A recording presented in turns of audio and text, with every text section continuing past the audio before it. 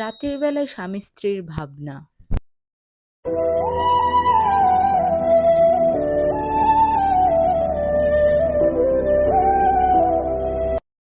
স্ত্রী যা ভাবে। কয়েকদিন ধরেই দেখছি অফিস থেকে এসেই কেমন আনমনা হয়ে বসে থাকে, একা একা খেয়ে নেয়, নিয়ে শুয়ে পড়ে। আমার সাথে কথা বলা তো দূর, আমার দিকে ঠিকঠাক তাকায়ও না।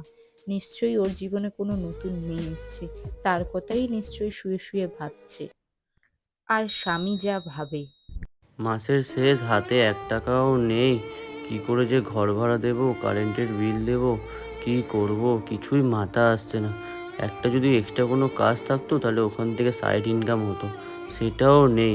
কি করে যে সংসারটা যে চালাবো কে জানে। এই টেনশন নিয়ে আর বাঁচা যায় নাকি?